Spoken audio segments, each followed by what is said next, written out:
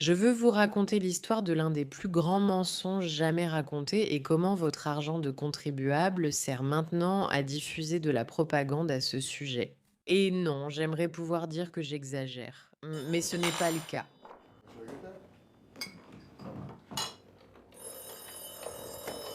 Bonjour.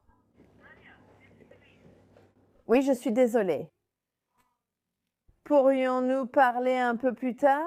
J'ai les intervieweurs au sujet de la Nakba.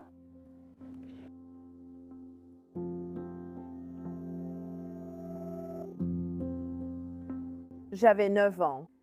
C'était la nuit et mon père est entré dans notre chambre et nous a dit de façon surprenante de nous mettre à quatre pattes et d'aller jusqu'à l'escalier qui mène au toit. Il n'y avait pas de fenêtre dans l'escalier parce que des balles étaient déjà passées à travers les volets en bois à ce moment-là. Et le lendemain, nous avons juste pris ce que nous pouvions porter et nous sommes allés chez mon oncle Hussein. D'accord, donc si vous regardez ceci pour la première fois, vous ressentez peut-être comme moi, mon Dieu, qu'est-il arrivé à cette pauvre dame? On dirait presque une commémoration de l'Holocauste. Ces pauvres femmes, ces pauvres gens qui ont traversé une tragédie aussi réelle et grave, et quel rapport cela a-t-il avec l'argent de vos impôts? Je vous entends poser la question. Eh bien, examinons cela un instant. Donc, pour ceux qui ignorent ce qu'était la Nakba, celle-ci était et reste dans une certaine mesure la grande expulsion des Palestiniens de leur foyer entre 1947 et 1949 par l'État d'Israël, malgré le fait que cela se soit produit pendant une guerre à laquelle ces Palestiniens ont eux-mêmes participé. Mais ça, c'est une discussion pour une autre fois. Aujourd'hui, hein, il y a notamment deux personnes qui sont toujours considérées comme faisant partie de ces réfugiés. Ce sont les sœurs Bella et Gigi Hadid. Oui, vous connaissez ces supermodèles aux États-Unis qui ont dominé tous les écrans. Eh bien, elles sont considérées comme des réfugiés dans le cadre de cette histoire de Nakba qui se passe en ce moment. Et aujourd'hui ou cette semaine, cela a été commémoré. Je veux vous en parler car cette vidéo que nous allons continuer à regarder a été financée par Zoran Mamdani. Qui utilise votre argent de contribuable pour diffuser le mensonge selon lequel, à ce jour, ces personnes, 90 ans plus tard, sont toujours considérées comme des réfugiés d'un conflit qu'elles ont déclenché? Plus précisément, aujourd'hui marque la journée de la Nakba, une journée annuelle de commémoration pour se souvenir de l'expulsion de plus de 700 000 Palestiniens entre 1947 et 1949, lors de la création de l'État d'Israël et des années qui ont suivi. India, new-yorkaise et survivante de la Nakba, nous a raconté l'histoire de la maison, de la tradition et de la mémoire à travers les générations. Et bien sûr, Rachid Atlaib a décidé de présenter la résolution de reconnaissance de la Nakba, utilisant une fois de plus l'argent de vos impôts. Pour amener les gens à se concentrer sur tous ces pauvres réfugiés qui, en plus de 90 ans, n'ont pas réussi à sortir de cette mentalité de victimisation à propos d'un événement qu'ils ont eux-mêmes tant provoqué. Cette résolution 1289, coparrainée par 12 démocrates, dont bien sûr la représentante Ilhan Omar, décrit la Nakba comme un processus continu lié à la fondation d'Israël et demande le rétablissement du financement américain à l'UNRWA tout en respectant la résolution 194 de l'ONU. Je vous rappelle que l'UNRWA est cette entité que le Hamas, une organisation terroriste, utilise tout le temps. Cela rappelle d'ailleurs que certains membres de l'UNRWA ont en fait kidnappé certains Israéliens le 7 octobre, mais c'est un autre sujet. Cela rappelle la guerre de 1948 qui a déplacé environ 700 000 Palestiniens en raison de la guerre civile, des invasions arabes, de la peur, des expulsions et des appels à fuir selon les historiens, des partisans reliant cette violence à Gaza. La résolution risque fort d'échouer à la Chambre des représentants républicaine à cause de différents persistants et de récits contradictoires, comme si la Nakba ne s'était jamais achevée. Et c'est ce dont je veux vous parler, c'est ce mensonge qui ne finit jamais. La Nakba ne s'est jamais terminée. Ces victimes sont toujours des victimes, mais ça ne finira jamais. Ils seront toujours des réfugiés. Et je pense que Nas, de Daily Nas, est probablement l'une des voix les plus précises sur tout cela. Avertissement de violation du récit. Les anciens de mon village arabe en Israël m'ont dit que les Palestiniens les plus riches ont vendu leurs terres et sont partis les premiers. Pour ceux qui ne le savent pas, Nazir Yassine est un arabe israélien.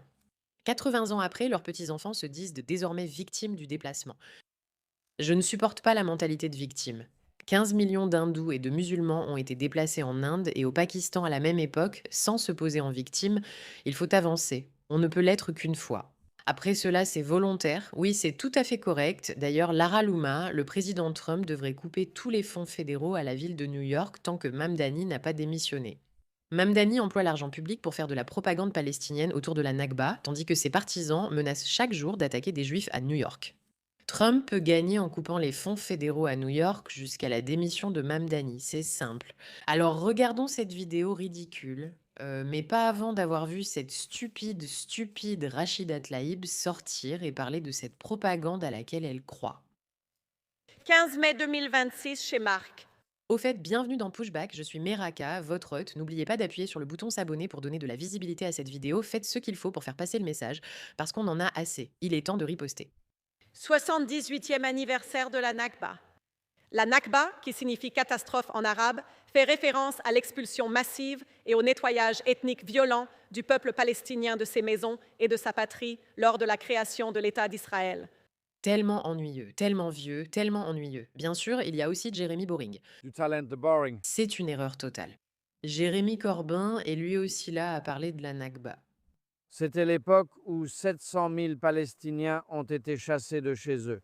Depuis, le peuple palestinien vit sous occupation. Et depuis le 23 octobre, il y a eu le bombardement le plus intense. Ennuyeux, ennuyeux, ennuyeux, ennuyeux, ennuyeux.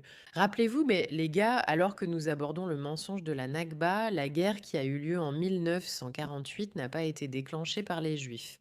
Déclenchée par ces personnes, elles ont ensuite affronté les conséquences conformément à leur stratégie d'action. Elles déclenchent quelque chose, puis il y a des conséquences et elles rejettent la faute sur ce qu'elles ont elles-mêmes déclenché, d'accord? C'est un geste incroyable et ingénieux. Elles prennent l'histoire et disent: «D'accord, nous allons commencer une guerre contre les Juifs». Elles commencent une guerre contre les Juifs. Les Juifs gagnent ensuite. Elles sont alors expulsées. Ensuite, ils disent: «Nous avons été expulsés à cause de la guerre avec les Juifs». Ça ne fonctionne pas vraiment. C'est similaire avec tout ce qui s'est passé le 7 octobre, c'est la stratégie qu'elles utilisent. La raison pour laquelle nous utilisons le terrorisme, c'est à cause des conséquences de notre propre terrorisme. C'est stupide et pathétique. Honnêtement, exceptionnellement pathétique. La maison de Hussein à Naplouse, parce qu'il n'y avait pas de combat à Naplouse. Les sionistes étaient, vous savez, en train d'entrer à Jérusalem.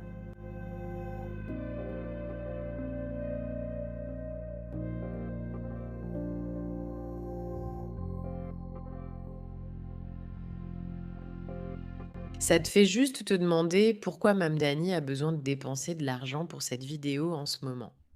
Bon, concernant cette propagande, sur quoi New York doit-elle se concentrer en ce moment? Lorsqu'ils peinent à déblayer la glace et gèrent déjà de nombreux problèmes, c'est là que l'argent devrait aller. Et cela vous rappelle une fois de plus que c'est l'un des plus grands mensonges jamais racontés, que les Palestiniens sont les victimes. Non, ce sont eux qui propagent une mentalité de victime qu'ils ont décidé d'utiliser contre vous, idiots utiles.